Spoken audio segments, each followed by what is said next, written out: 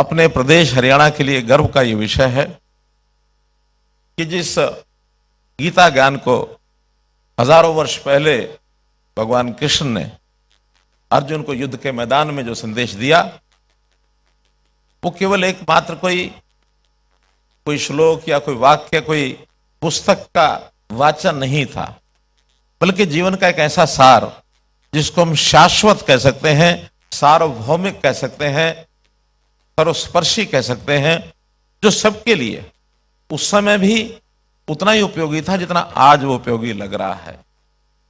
तो इस जीवन के सार को, गीता ज्ञान को आगे बढ़ाने के लिए हरियाणा में एक छोटा सा उत्सव, गीता महोत्सव जो बनाया जाता था, उसको 2016 में अपने देश के प्रधानमंत्री श्री नरेंद्र मोदी जी की प्रेरणा से, तो उन्होंने स्वयं 2014 में जब वो यहां आए थे तो उन्होंने कहा था कि गीता के इस प्रसार को आगे बढ़ाने के लिए, इसका महत्व, हमको कुरुक्षेत्र में इस प्रकार के कार्यक्रम को आगे बढ़ाने के लिए कुछ विशेष करना होगा, तभी गीता को लोग जानेंगे।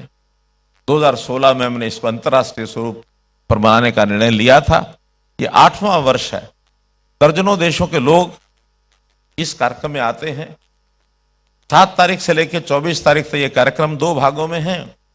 मुख्य कार्यक्रम तो 17 तारीख से और 24 तारीख तक है, लेकिन उससे पहले सरस मेला और एक प्रकार का जो एक लोगों के आकर्षण का केंद्र बनता है। तो कुल मिलाकर 30 लाख से ज्यादा लोग इस सारे कार्यक्रम को एक प्रकार से भ्रमण करते हैं, यहां आते हैं, यहां उनकी उपस्थिति लगती है।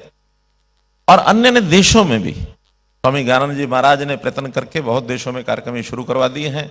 मॉरिशस है, यूके है, कनाडा है, ऑस्ट्रेलिया है, अभी यूएसए का निमंत्रण आया हुआ है।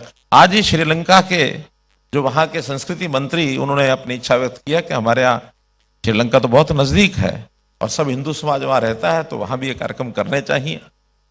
तो इस प्रकार के एक विस्तृत कार्यक्रम की रूपरेखा आगे बढ़ रही है, तैयार हो रही है। एक संस्कार में, अंधकार में जो वातावरण था, उसको दूर करने के लिए गीता से बढ़िया और कोई संदेश हो नहीं सकता। तो आज के इस कार्यक्रम में जो संत सम्मेलन का आयोजन, इसमें आज उपस्थित अपने देश के गृह मंत्री श्री अमित शाह जी उपस्थित हुए हैं।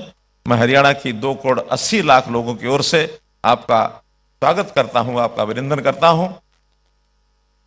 हम जानते हैं कि श्री अमित शाह जी और देश के अपने प्रधानमंत्री श्री नरेंद्र मोदी जी, जो कुछ इस समय हम देख रहे हैं, जो इस देश के अंदर कमियां हमको ध्यान में आती थी, देश आजाद हुआ वर्षों की गुलामी के बाद, वो एक कहानी है। लेकिन आजादी के बाद एक चैलेंज था कि इस देश की एकता और अखंडता, इसको मजबूत रखा जाए। तो हमको मालूम है कि उस समय के गृह मंत्री लौह पुरुष सरदार वल्लभ भाई पटेल जी का एक बहुत बड़ा योगदान उसमें रहा है।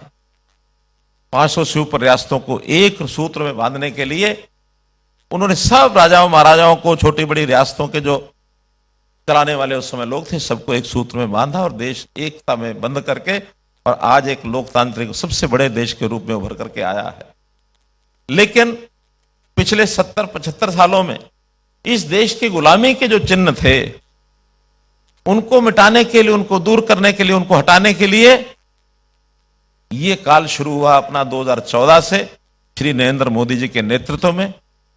और गृह मंत्री श्री अमित शाह जी ने जैसे जिस सरल ढंग से और जिस बड़े आसान तरीके से एक एक चीज की पहचान करके, बहुत तरह तरह की शंकाएं जाहिर की जाती थी, अयोध्या में राम मंदिर बनेगा तो पता नहीं क्या हो जाएगा, ऐसे 1 मिनट चुटकी में सारा मामला हल हो गया। जम्मू कश्मीर में 370 हटाना यह असंभव लोगों को लगता था, 1 मिनट में सब ठीक हो गया। बहुत से ऐसे विषय जो किए गए हैं, और मैं तो बधाई देना चाहूंगा आदरणीय गृह मंत्री जी को कि जो कल ही, यानी इस देश के संचालन करने के लिए जो देश के कानून होते हैं, खास करके गृह विभाग से जुड़े हुए जो कानून, चाहे वो आईपीसी है, सीआरपीसी है, सैकड़ों साल पुराने वो कानून बने हुए, जो इस देश के सिस्टम को समझते नहीं, यहां के लोगों की भावनाओं को समझते नहीं है, उन कानूनों के बदले 3 नए कानून कल ही लोकसभा राज्यसभा में पास हो गए हैं।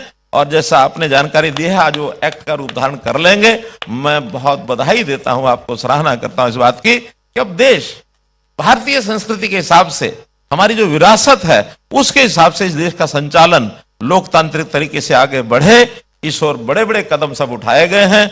मैं आपको भी, देश के प्रधानमंत्री नरेंद्र मोदी जी को और हमारे अमित शाह जी को लोह पुरुष के नीचे संज्ञा देने का मन नहीं करता। आप भी दोनों लोह पुरुष हैं, जिस प्रकार के निर्णय आप ले रहे हैं। मैं बहुत बहुत आपका आभारी हूं, क्योंकि अगले कार्यक्रम चंडीगढ़ के हैं, तो इसलिए मेरा बोलने का तो नहीं था विषय, लेकिन स्वयं अमित शाह जी ने, स्वामी जी ने कहा कि आपको बोलना चाहिए, तो मैं तो शुभकामना देते हुए कि ये जो कार्यक्रम इस प्रकार के ठीक दिशा में, गीता जयंती के कार्यक्रम हो अथवा अन्य कार्यक्रम हो, इसमें हमको सबको आगे बढ़ चढ़ करके भाग लेना चाहिए, अपनी भूमिका निभानी चाहिए। बहुत बहुत धन्यवाद।